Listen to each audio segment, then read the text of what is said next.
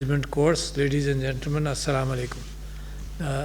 مجھے بڑی خوشی ہوتی ہے جب بھی میرا ایک interaction national school of public policy کے ساتھ ہوتا ہے، اور وہ اس وجہ سے کہ مستقبل کے اعتبار سے آپ خود ہی نہیں بلکہ آپ کے ذریعے آپ کے نیچے جو میسیجنگ جاتی ہے اور جو آپ علم حاصل کرتے ہیں اور اس کو امپلیمنٹ کرتے ہیں تو نیچے سب لوگ وہی سیکھ کر وہ کام کرتے رہتے ہیں. تو لہٰذا جتنا آپ امپروو کریں گے اتنا میرا پاکستان امپروو کرے گا، اور جتنا میں امپروو کروں گا مثال کے طور پر اسی اعتبار سے پاکستان کے اندر میسیجنگ بھی بہتر ہوگی. تو سارے انسٹیٹیوشنز کے اندر میں اس بات کو اہمیت دیتا ہوں. جب میں ڈینٹسٹ بھی بنا تھا تو اس کے بعد یہ ایک کنٹینیوئنگ ایجوکیشن کی کیفیت تھی، اور ہر دوسرے تیسرے سال مجھے خود احساس ہوتا تھا کہ ٹیکنالوجی شاید آگے چلی گئی ہو اور اس کو میں کیسے ہینڈل کروں گا، کمیونیکیشن کہاں ہے، مریضوں کے ساتھ کیسے کمیونیکیٹ کریں گے. تو کہیں کوئی چیز مجھے آج تک اسٹیٹک نظر نہیں آئی. یعنی it was a learning process, it is a life long learning process. Even today I am learning things which I am surprised کہ how could I have ignored that, and I can't tell you how humble I become کہ یہ ایک چھوٹی سی آپ کو مثال دیتا ہوں کہ لرننگ جو ہے وہ دوسروں سے سیکھتے رہتے ہیں. تو میرا پوتا ہے، he is 16 now، وہ اس کے لیسز جب بھی کہیں جاتا تھا تو کھلے رہتے تھے، کھل جاتے تھے، وہ باندھتا تھا پھر کھل جاتے تھے. تو میں نے اس کو کہا تم میرے ساتھ بیٹھو، میں تمہیں لیسز ٹائی کرنا سکھاؤں. خیر میں نے اس کو سکھایا. اچھا وہ ایک حرکت ایسی کرتا تھا تو میں نے کہا اس کی کیا ضرورت ہے. خیر میں نے اس کو کہا یہ حرکت مت کرو. کین یو امیجن، میں ایسے جوتے جس کے اندر لیسز ذرا سے نائلون کے اور اس میں فرکشن کم ہوتا ہے اس کے لیسز کھل جاتے تھے. تو میں نے سوچا وہ جو حرکت کرتا ہے وہ میں اگر ان پر کروں تو وہ ٹائٹ ہو جائیں گے. تو واقعی honestly I am telling you ہے کہ وہ ایک چند دو جوتوں کے میرے لیسز کھلتے تھے تو وہ جو میں نے وہ حرکت کرنی شروع کی تو وہ اس سے ٹائٹ ہو گئے. تو I was impressed by the fact کہ اگر آپ کی آبزرویشن رہے تو ideas can come from any side. Einstein تھا، ایک دن وہ بیچ پر پیدل چل رہا تھا تو جو ریت سوکھی ہوئی تھی اس میں پیر دھستا تھا، اور جو ریت ذرا سی گیلی تھی اس میں پیر نہیں دھستا تھا. تو the next day he came up with the theory of surface tension, کہ سرفیس ٹینشن ہے پانی کا جو سینڈ پارٹیکلس کو بائنڈ کرتا ہے. تو میں یہ سمجھتا ہوں کہ آپ کی زندگیوں کے اندر جو آپ کا انٹریکشن رہا ہے، آپ سب کے پاس ایک ایک کے پاس کہانیاں ہوں گی، ہر ایک کے پاس. سم ٹائمز مجبوری کے اندر، پریشانی کے اندر it affects you, sometimes کسی وجہ سے کوئی انسیڈنٹ ہوا دیٹ افیکٹس یو. تو وہ جو لرننگ ہیوملٹی ہے وہ آدمی اختیار رکھے تو دنیا کے اندر تبدیلی ہوتی ہے. میں پچھلے دنوں ایک اسی وجہ سے آپ سے ذکر کر رہا ہوں، ایک کتاب میں پڑھ رہا تھا، میں آتھر کا نام مجھے اب یاد نہیں رہا، تھنک اگین کے نام سے. اور تھنک اگین کے اندر میں نے ایک چیز دیکھی کہ اس نے کہا یہ کہ لوگ اپنے تعصبات کے ساتھ زندہ رہتے ہیں اور بڑی مشکل سے بدلتے ہیں. تو میں بھی تعصبات کے ساتھ زندہ رہتا ہوں. Let me make an admission کہ اگر میں اپنے تعصبات اور بائسز کو چھوڑ دوں تو میں بہت کچھ زندگی کا سیکھا ہوا میں ضائع کر دوں گا. تو میرے تعصبات ہیں، آپ کے ہر ایک کے ہوتے ہیں. تو ایک تو آدمی پہچان لے. ایک بڑی اچھی کتاب ہے as I keep on going, تو مجھے کتابیں اور چیزیں سورسز یاد رہیں گی. رالف ڈوبیلی کی کتاب ہے آرٹ آف کریٹیکل تھنکنگ. اس کے اندر ان تعصبات کا 100 تعصبات کا ذکر ہے جس میں آپ کو خود اپنے اندر 30-40 نظر آ جائیں گے. And sometimes these biases are necessary. ہر ایک اسٹیٹسٹیشین نہیں ہوتا ہے، تو اسٹیٹسٹکس کی بنیاد پر فیصلہ نہیں کرتا، زندگی کے تجربات کی بنیاد پر فیصلہ کرتے ہیں. آدمی کو پہچاننے کی کوشش کرتے ہیں. جو میلے کپڑے میلے جوتوں کے ساتھ آئے، ڈسیبلڈ آئے، تو ہم یہ سوچتے ہیں کہ یار یہ کلاس میں یہ بندہ مزدوری یا محنت کر رہا ہے، یہ اس کلاس کا ہے. تو یہ these are what educate us into future thinking. تو ان جو تھنک اگین کے اندر میں نے یہ سوچا کہ یار بہت ساری چیزیں میرے اندر رچ بس گئی ہیں، تو میں اس کو دوبارہ کیسے اپنے تعصبات کو ایڈریس کروں، ایشوز کے اوپر، معاملات کے اوپر، left right whatever, higher thinking کے اوپر. تو ایک تو اس نے یہ کہا کہ ایک تو علم کے معاملے میں آدمی ہیوملٹی اختیار کرے، کیونکہ جب اس کو ہیوملٹی نہیں ہوگی تو وہ سیکھے گا نہیں. جب اس کو یہ ہوگا کہ نہیں میں ہوں، میں جانتا ہوں، تو لہٰذا سیکھنا میرا بند ہو گیا. تو علم کے معاملے میں اس کی ہیوملٹی بے انتہا ضروری ہے. یہ آپ لوگوں کے لیے جب آپ کورسز سے گزرتے ہیں تو کیفیت یہ ہونی چاہیے اور ہے کہ دنیا میں علم تو اتنا ہے کہ آپ اگر 1.5 لاکھ مرتبہ مریں اور جئیں تو بھی اللہ کی کائنات کا علم ایسا ہے کہ آپ کے قابو میں نہیں آئے گا. لہٰذا علم حاصل کر اکڑ نہیں بننی چاہیے. That's the wrong thing. یعنی اگر علم سے آپ کی اکڑ میں اضافہ ہوا ہے تو وہ علم ہی خراب ہے. واقعی اس کی کوئی اہمیت نہیں جو آپ کے اندر اکڑ پیدا کر دے. یعنی جتنا علم بنتا ہے تو اتنا آدمی کو ہیوملٹی یوں آتی ہے کہ جس کو نہیں پتہ تھا کہ علم اتنا ہے وہ تو اکڑ سکتا ہے. جس کو پتہ ہو کہ یہ دروازہ میں نے کھولا ہے اس کے اندر اتنا علم ہے اور ہر دروازے کو میں کھولتا جاتا ہوں تو بڑھتا چلا جاتا ہے، وہ تو انکساری اس کے اندر آنی چاہیے. تو ایک تو اپنی پروفیشن کے اندر میں جو بھی آپ سے بات کر رہا ہوں وہ ایسی کوئی بات نہیں کر رہا جو میں نے خود اپنے لیے نہیں کر رہا ہوں. تو this is a dialogue which I am using you as a forum, as a sounding board, but actually this is an echo as far as I am concerned. This is a lifelong thing. جتنا بھی میری عمر بڑھ جائے تو میں سیکھتا رہتا ہوں. ایک ہندوستان کے بہت بڑے عالم تھے، وہ بیمار ہوئے. یہ آپ نے پچھلے دنوں سنا ہوگا مولانا رفیع عثمانی کا انتقال ہوا. تو ان کے بھی بزرگ تھے، ان کے والد صاحب تھے تقی عثمانی، نہیں مفتی شفیع صاحب دارالعلوم کورنگی کے نگہبان، تو ان کے بھی استاد تھے. تو وہ بیمار ہو گئے. جب بیمار ہو گئے تو خیر عالم تھے، جب بیمار ہو گئے تو کسی نے کہا، افواہ چلی کہ ان کا انتقال ہو گیا. تو ایک ان کے شاگرد نے دیکھا کہ ان کے ہاں تو بتی جل رہی ہے، تو وہ گیا. تو رات کو جب ان کے پاس دیکھا تو اس نے دیکھا یہ تو ہیں، موجود ہیں اور کوئی مطالعہ کر رہے ہیں. اچھا ان کے لیے بڑا مشکل تھا اٹھ کر بیٹھ کر کسی کتاب کو تلاش کرنا. تو اس نے کہا کہ یہ آپ کیا کر رہے ہیں، آپ تو بیمار ہیں، یہ علم، یہ تو چیزوں سے آپ واقف ہیں، کتابیں آپ کی پڑھی ہوئی ہیں. تو کہنے لگے کہ مجھے تجسس ہو رہا تھا کہ اس حدیث کا اوریجن کیا ہے. تو میں نے یہ سوچا کہ اس کو مرنے سے پہلے، اگر میں نے مرنا ہی ہے کچھ دنوں میں، تو مرنے سے پہلے اپنا تجسس تو ختم کر لوں.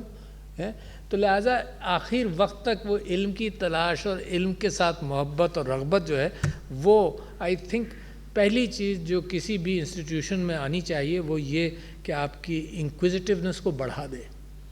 Satisfy part of it and raise your barriers as far as things are concerned کہ فردر انکوزیٹیونیس. اور یہ تلاش دنیا سے مسلسل آتی رہے گی.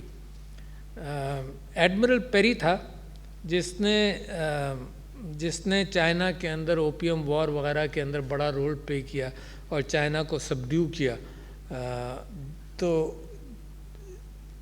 یہ شوگن رجیم جاپان میں ہوتی تھی، تو شوگنیٹ نے اپنی دیواریں کھڑی کر دیں اور علم کے لیے بند کر دیا، کیونکہ وہاں کرسچن پادری جو تھے وہ جا کر کنورژن کرنے لگے.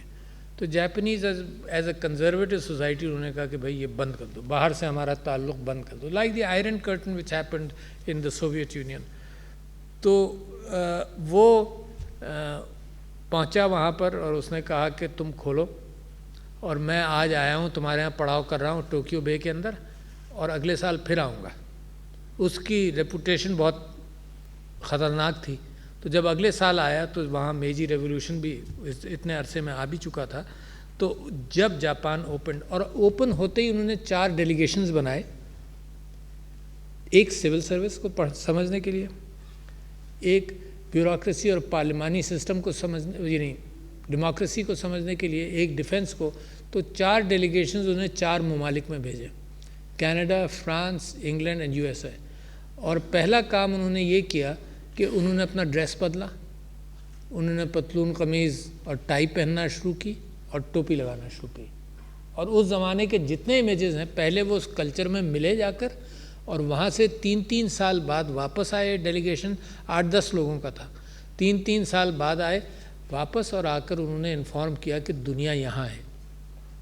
اسی طرح سے جب نیپولین مصر پہنچا تو ایک زوال پذیر کیفیت بھی تھی، مگر نیپولین ہمیشہ سے علم کا شوقین تھا، بیوروکریسی کا. His art of war was unique and his art of bureaucracy and learning was also unique. تو وہ تقریباً 53 یا 153 I remember forget the figure اتنے اسکالرس کو بھی اس نے کائرو بلایا، مصر بلا کر، اور ان کو بیوروکریسی کے اعتبار سے اور کلچرل انپٹ کے اعتبار سے وہ اس نے گائیڈ کیا کہ ایسا ہو. اور نیپولین کے اوپر اتنا ہوپ تھا کہ ہندوستان پاکستان سے مفتی ہند بھی انہوں نے بھی خط لکھے، اور نیپولین کے جواب کے اندر پاشا مصر کا پاشا جو تھا اس نے بھی ان کو 3 خطوط دیے کہ جی ہم آپ کے ساتھ کولیبریٹ کرنا چاہتے ہیں. ٹیپو سلطان نے بھی اس کو اپروچ کیا وائل ہی واز ان مصر، ہے نا، اور ٹیپو سلطان سے بھی خط و کتابت ہوئی.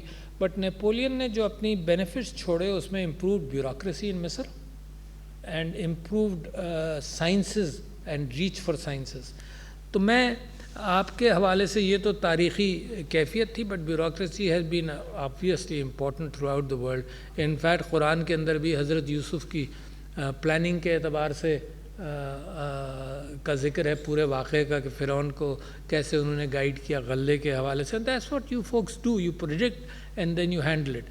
بٹ سب سے امپورٹنٹ چیز جو آپ کی آؤٹ ریچ ہے لوگوں کے ساتھ، وہ بڑی اہم ہے. That is the most painful part of my life, not the bureaucracy, but in لوگوں کے ساتھ جو فخر اور گھمنڈ کے ساتھ مجھے اگنور کرتے تھے یا ریجیکٹ کرتے تھے. That's the most painful part. کسی نے کام کیا نہیں کیا، دیٹ واز irrelevant. میری والدہ جب بیمار ہوئیں تو ایک ڈاکٹر تھے جو بہت ہی روڈ تھے، اور میں اس زمانے میں ڈاکٹر بن چکا تھا، اینڈ شی ہیڈ کینسر. تو وہ اتنے روڈ تھے کہ میں نے اپنی زندگی میں یہ طے کر لیا کہ میں مر جاؤں گا، ان کے پاس کبھی نہیں جاؤں گا. ایون دو ان کے پاس کنجی ہو میری زندگی کی، میں نہیں جاؤں گا. تو یہ ذہن میں رکھیے کہ دا روڈنس ہے. اچھا روڈنس کیوں آ جاتی ہے؟ اس وجہ سے بھی آ جاتی ہے کہ وہ آدمی اسی قسم کی فریاد کر رہا ہے جو آپ کو معلوم ہے، تو یو کٹ ہم ڈاؤن. روڈنس اس وجہ سے آ جاتی ہے کہ یہ غلط بات کر رہا ہے، یو کٹ ہم ڈاؤن. روڈنس اس وجہ سے آ جاتی ہے کہ یہ ریپیٹ بھی کر رہا ہے اور آپ کے پاس وقت نہیں ہے، تو یو گیٹ اریٹیٹڈ. اس کو کم کریں. یعنی these days I am reading Rumi a lot. تو رومی کیا کہتا ہے؟ غصے کے حوالے سے کہتا ہے کہ جب تم کو غصہ آئے تو موت کا سکوت اختیار کرو. یعنی موت کا سکوت کا مطلب ان ریسپانسو ہو جاؤ. یہ آج کل سکھایا جاتا ہے نا 1 سے 10 تک گنتی گنو. تو جب غصہ آتا ہے تو موت کا سکوت، ڈونٹ رسپونڈ. اگر امیجیٹلی رسپونڈ کرو گے تو اتنا ہی روڈ ہوگے. تو ایک تو اس چیز کو رکھیں. دوسرے آؤٹ ریچ کے حوالے سے ایک واقعہ سنا کر آئی ول جسٹ کلوز مائی گفتگو because I want to hear you, I want to respond to your questions. آپ بالکل آزاد ہو کر سوال کیجیے گا، سیاست پر ہو، کسی چیز پر بھی ہو، because this office, this presidency is yours, is the امانت of the people of Pakistan. So whatever I can share I will share. تو حضرت عمر کو کسی نے یہ کہا کہ ایران کے اندر جو آپ نے گورنر بنا کر بھیجا ہے وہ اس نے ایک دہلیز بنا لی ہے، اور جب لوگ اس سے ملنے آتے ہیں تو پہلے وہ وہاں پر ایک سپاہی بیٹھا ہے جو ان سے اس کا انٹرویو کرتا ہے، پھر وہ اجازت دیتا ہے. تو حضرت عمر نے کسی کو بھیجا وہاں، اور ان صاحب کو یہ کہا کہ پہلے تو وہ دہلیز توڑ دینا، اس کے بعد اس کو میسج دینا. تو وہ جو صاحب گئے انہوں نے پہلے دہلیز توڑی اور پھر یہ میسج دیا گورنر کو کہ دیکھو لوگوں سے رابطہ بے انتہا ضروری ہے ایک آفیشل کا، اور اگر رابطہ نہیں ہوگا اور تم نہیں کر سکتے تو واپس آ جاؤ، کسی اور کو بھیج دیں گے.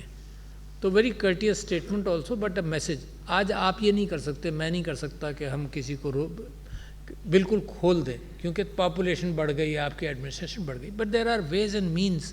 یہ پرنسپل ہے.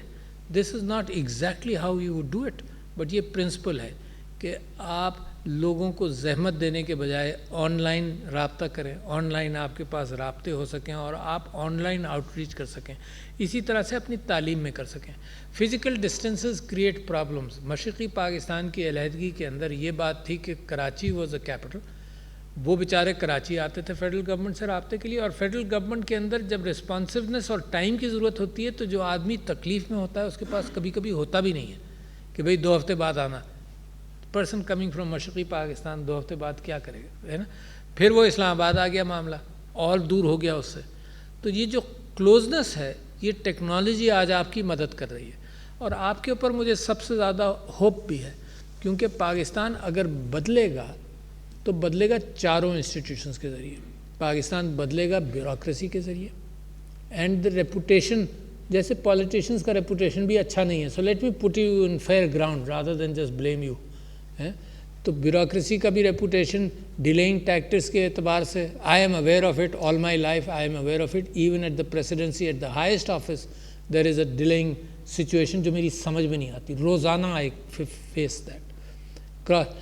دوسرا یہ کہ جوڈیشری کے اندر ایلیٹس انصاف کے بجائے عوامی انصاف ہونے لگے، دیٹس سو امپورٹنٹ۔ یعنی جوڈیشری مثال کے طور پر، I am giving an example, مثال کے طور پر اس کی contempt is a big contempt, I agree with that, but what about the contempt which is happening on the people throughout, اس کی بھی فکر ہونی چاہیے نا۔ تو judiciary, bureaucracy, all of you are doing a good job, but a tremendous amount of improvement is needed۔ جو جمہوریت ہے اس کے اندر بھی بڑے امپروومنٹ کی ضرورت ہے، اور جو ہمارا ڈیفنس ہے اس کو بھی، اس ملک کو ڈیفینڈ کرنا آسان کام نہیں ہے۔ یہ جو ہائیبرڈ وار کے کانسیپٹس آ گئے، سائبر سیکیورٹی کے کانسیپٹس آ گئے، سائبر اٹیکس کی کیفیت آ گئی، تو یہ ڈیفینڈ کرنے کے لیے بھی 10 قدم تیز بھاگنا پڑے گا تاکہ دنیا کا کچھ نہ کچھ تو ہم مقابلہ کر لیں۔